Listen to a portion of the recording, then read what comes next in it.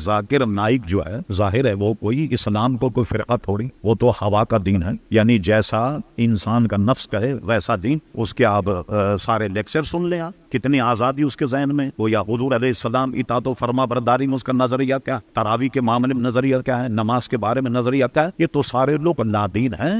ان سب سے یہ ہوا ذاکر نائک اور غامدی وغیرہ، یہ سارے گمراہ فرقے کے لوگ ہیں، ان سے بچا جائے۔ صرف میں ایک آیت کوٹ کر کے آپ کو بتاتا ہوں، اگر اسلام اتنا ہی ہوتا نا کہ صرف قرآن اور سنت، اس کے علاوہ کچھ نہیں، جیسے لوگ کہتے ہیں، حالانکہ یہ نظریہ خود قرآن کے بھی خلاف، اطیع اللہ اطیع الرسول و اولی الامر منکم، اطاعت کرو اللہ کی، اس کے رسول کی، اور اولی الامر منکم، جو تم میں صاحب امر ہیں۔ تو صاحب امر کون ہے؟ اعلیٰ حضرت فاضل بریلوی سے سوال کیا گیا تو آپ کے ملفوظات میں یہ جواب، اعلیٰ حضرت نے فرمایا اس دور میں چونکہ امیر المومنین نہیں، اسلامی بادشاہ نہیں، اولی الامر سے مراد علماء حقانین ہے کہ اللہ کی ساتھ کرو، اس کے رسول کی کرو، اولی الامر منکم، جو تمہارے زمانے کے حقانی علماء ہے، ان کی اطاعت کرو۔ اب قرآن کی آیت بھی سن لی، فرما اہدنا الصراط المستقیم، اعلیٰ حضرت ترجمہ یہ کیا، دکھا ہمیں سیدھا راستہ نہیں، بلکہ اللہ نے ہمیں الحمدللہ سیدھا راستہ عطا فرمایا، ترجمہ یہ کیا چلا ہمیں سیدھا راستہ۔ کیا مطلب ہوا کہ اللہ تعالیٰ اپنے کرم سے تو نے سیدھا راستہ تو عطا فرما دیا،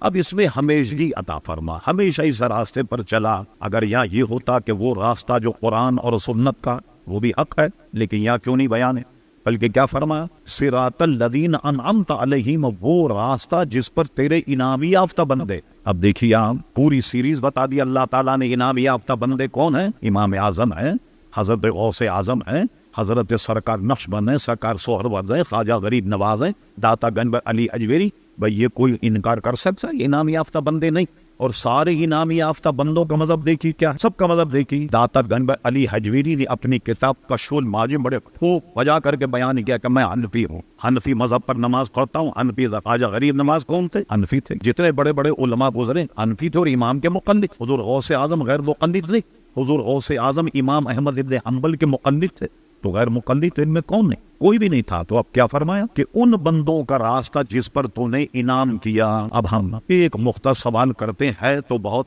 چبھنے والا، وہ یہ ہے کہ اہل سنت و جماعت کے علاوہ جتنے مذہب ہو، اگر یہ کہیں کہ جس صراط الذین انعمت علیہم ہم بھی اپنے انعام یافتہ بندوں پر عمل کرتے ہیں، تو کوئی ایک 16 صفحے کی کتاب کرامات اولیاء اپنی ذرا لا کے پیش کر دیں کہ آپ نے کتنے اولیاء گزرے، لائیے ذرا کوئی 16 صفحے کی کتاب ہی دکھا دے جو آپ کے علماء کی کرامات اولیاء لکھی ہوئی ہو۔ اور ہمارے اولیاء کی کتابیں تو آپ پڑھتے پڑھتے تھک جائیں گے، زندگی ختم ہو جائے گی، کتابیں ختم نہیں ہوں۔ کتنی کتابیں الحمدللہ اللہ کے نیک بندوں سے متعلق۔ اس لیے اعلیٰ حضرت نے اس کا ترجمہ بہت شاندار کیا، فرما تیرے غلاموں کا نقش قدم راہ خدا، وہ کیا بہک سکے جو یہ سراغ لے کے چلے۔ یہ راز جس کو معلوم ہو جائے وہ کبھی آدمی گمراہ نہیں ہوگا، جو بزرگوں سے وابستہ رہے اور بزرگوں کے نقش قدم پر عمل کرے۔ یہ سارے گمراہ فرقے ان سے ہم کو بچائیں۔ لوگ کہتے ہیں عموماً ارے مولانا یار کی یاری سے کام، یار کی کرنی سے کام، ہم تو خالی سنتے ہیں، کیا ہوا؟ تو بھائی یہ جتنے بے دین بنے یہ سن کے ہی بنے نا، یہ ان کی صحبت میں تو بنے یا نہیں بنے، ان کے پاس بیٹھنے، ان کی گفتگو سنیں، ان کے لیکچر سنیں، ان کے درس سنیں تو اپنے مذہب سے برگشتہ ہو گئے۔ تو یہ کیسے بنے؟ کوئی آسمان سے مرزا غلام احمد قادیانی آسمان سے امت کو لے کے آئے، مسٹر پرویز کے آسمان سے لے کر کے آئے، یا اہل حدیث کے آسمان سے نازل؟ ہمارے آپ جیسے لوگ ان کی صحبت میں بیٹھے تو کیا ہوا؟ نہ ادھر کے رہے نہ ادھر کے رہے۔ مولانا روم نے فرمایا وہی حال ایسے لوگوں کا ہو گیا۔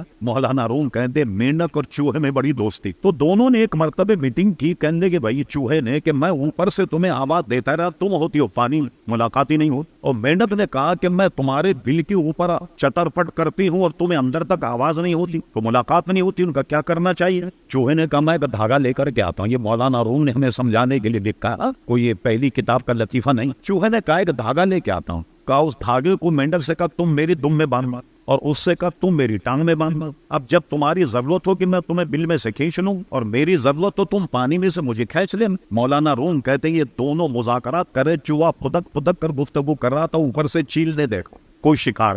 اب چیل نے شکار تو کیا چوہے کا، اب چوہوں کو لے کر جب اڑی تو مینڈک اس کے دم میں بندھا ہوا تھا۔ تو نہ زمین میں نہ آسمان میں نہ خدا ہی ملا، نہ وصال صنم، نہ ادھر کے رہے نہ ادھر کے رہے۔ جن لوگوں نے دیکھا کہا کیا چیل مینڈک کا شکار کرتی؟ ان کا نہیں، شکار تو چیل نے چوہے کا کیا تھا، اس کمبخت کے دم میں مینڈک بندھا ہوا تھا۔ اس لیے وہ نہ ادھر کا رہا نہ ادھر کا. خدا کے لیے اپنے آپ کو بچائیے اور کسی ایک طرف ہو کر ان کی گفتگو نہیں سنی جائے. مثلا اعلیٰ حضرت ملفوظات میں نے محمد ابن سیرین تابعی اور تعبیر کا علم بہت زیادہ رکھتے تھے. ہم نے گزشتہ نشستوں میں یہ کہا, امام ابن سیرین کو ایک بے دین قاری نے کہا کہ مجھ سے آپ ایک رکوع سن لیں. فرمانا کہا چلیے ایک دو آیتیں مجھ سے سن لیں قرآن مجید. فرمانا میں تم سے نہیں سنوں گا. کسی نے پوچھا حضرت تو قرآن پڑھ رہا تھا, تو قرآن کے سننے میں کیا حرج ہے؟